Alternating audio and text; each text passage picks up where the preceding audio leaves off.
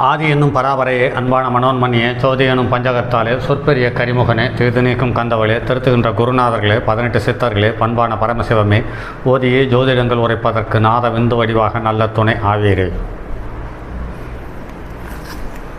உலகில் உள்ள தமிழ் பேசும் அனைத்து நாள் உள்ளங்களுக்கும் மற்றும் ஜோதிட சான்றோர்களுக்கும் மூத்தோர்களுக்கும் ஆர்வலர்களுக்கும் மற்றும் இந்த காணொலியை காணும் உங்களுக்கும் ஆஸ்தோராஜின் இனிய நல்வணக்கங்கள்.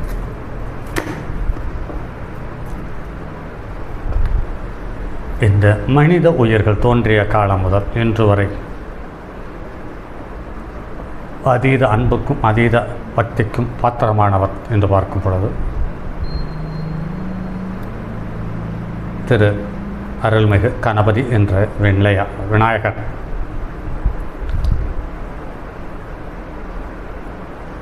ஏட்டுச்சுவடிகளும் நூல்களும் வராத காலத்தில் எழுத்தாணியில் எழுதப்பெற்ற காலத்திலிருந்து இந்த விநாயகரின் ஆசீர்வாதத்தையும் அற்புத அருளையும் வேண்டியே ஒவ்வொரு சித்தர்களும் ஒவ்வொரு தகவல்களை இதிகாசமாகவும் கதைகளாகவும் ஏட்டுச்சுவடிகளாகவும் காப்பியங்களாகவும் நமக்கு எழுதி தந்து சென்றிருக்கிறார்கள் என்பதில் மாற்று கருத்தில்லை.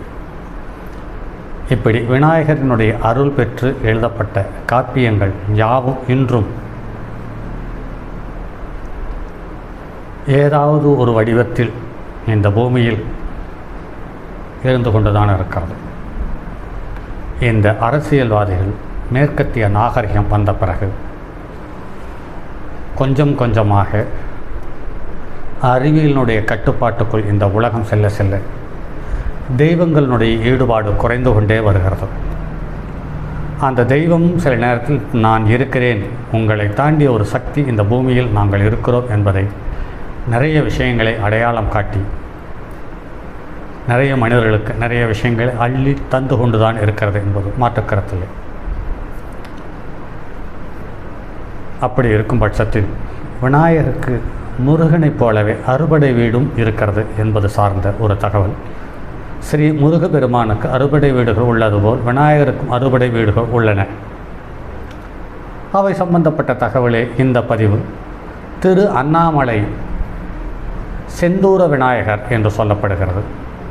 திருக்கடையூர் என்ற இடத்தில் கள்ளவாரண விநாயகர் என்று சொல்லப்படுகிறது. திருநாரையூர் என்ற இடத்தில் பொல்லா பிள்ளையார் என்று சொல்லப்படுகிறது. மதுரையில் முக்குரிணி விநாயகர் என்று சொல்லப்படுகிறது. விருத்தாச்சலத்தில் ஆழத்து விநாயகர் என்று சொல்லப்படுகிறது. காசியில் துண்டி விநாயகர் என்று சொல்லப்படுகிறது. பாருங்கள் நண்பர்களே, தம்பிக்கு எப்படி அறுபடை வீடு பலமாக இருக்கிறதோ அதே போல் அண்ணனுக்கும் அதாவது விநாயகருக்கும் அறுபடை வீடு இருக்கிறது என்பது தகவல். விநாயகர் சம்பந்தப்பட்ட தகவலை வெளியிட வேண்டும், விநாயகர் சார்ந்த காணொளியை தர வேண்டும் என்ற எண்ணம் வந்த பொழுது தேடிய பொழுது எண்ணற்ற தகவல்கள் கிடைத்தது. அந்த எண்ணற்ற தகவல்களில் இதுவும் ஒன்று. இந்த அறுபடை வீட்டுக்கும் விஜயம் செய்து விநாயகர் அருள் பெற காரியங்கள் அனைத்தும் கைகூடி வரும் என்பதில் மாற்று கருத்திருக்க முடியாது. சங்கடகர சதுர்த்தி பூஜை முறை என்று ஒரு தகவல்.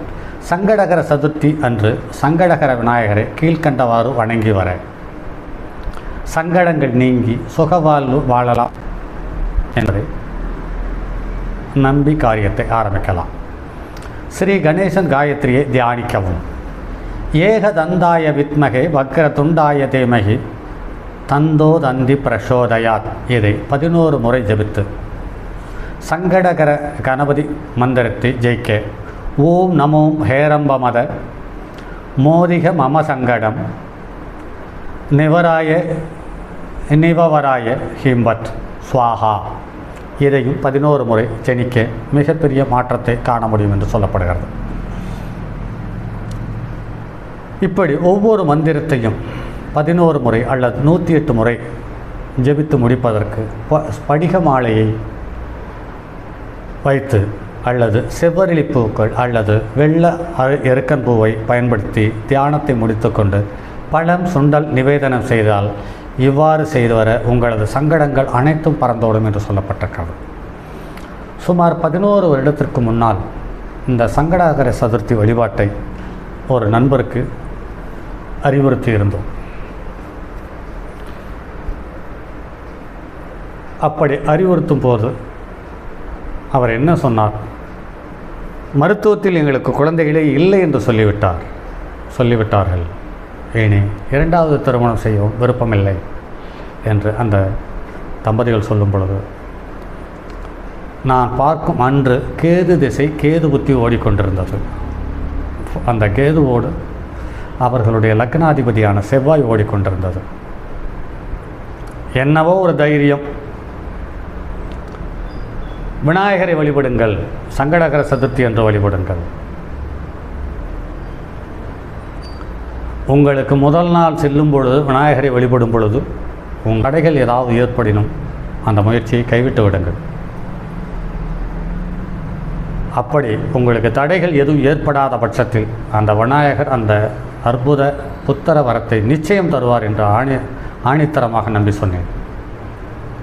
கிட்டத்தட்ட 8 வருடம் கழித்து இரட்டை குழந்தைகள் பிறந்ததாக தகவல். அந்த குழந்தைகள் இன்று பள்ளிக்கு சென்று கொண்டிருக்கிறார்கள் என்பது கண்கூடாக பார்க்கக்கூடிய ஒரு சமாச்சாரம். ஆக விநாயகரை வழிபாடு உங்களுடைய பயிற்சியும் முயற்சியும் தொடர்ந்து இருக்கும் பட்சத்தில் விநாயகர் உங்களுக்கு ஒரு அற்புதமான வரத்தை தந்தருள்வார் என்பதில் மாற்றுக்கருத்தில்லை. அடுத்து, செவ்வாய்க்கிழமைகளில் வரும் சதுர்த்தி நாளன்று இப்பூஜையை செய்ய சங்கடங்கள் நிச்சயம் விலகும்.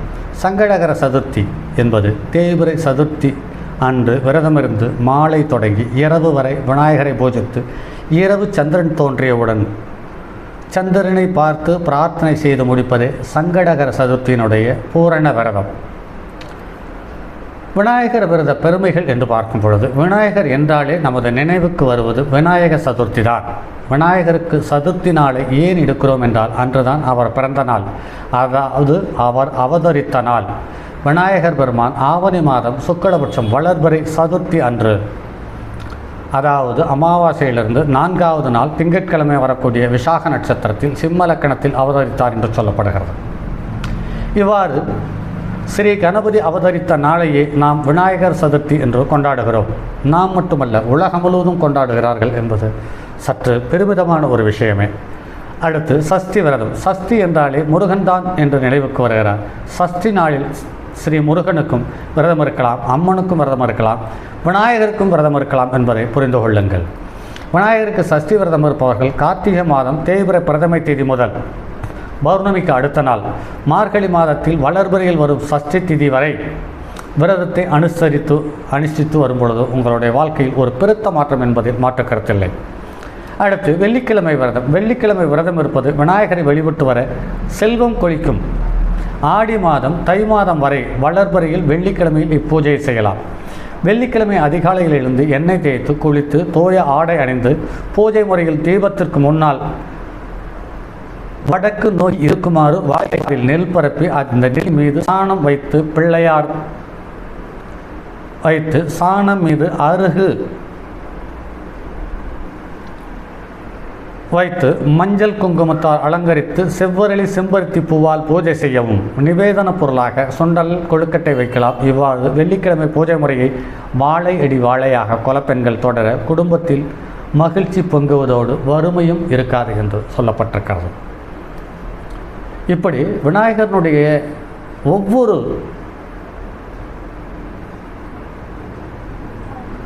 வடிவத்தில் இருக்கக்கூடிய, ஒவ்வொரு இடத்தில் இருக்கக்கூடிய ஒவ்வொரு விநாயகருக்கும் ஒரு அபரிமிதமான சக்தி இருக்கிறது என்பது நிறைய முறை நான் கண்டிருக்கிறேன்.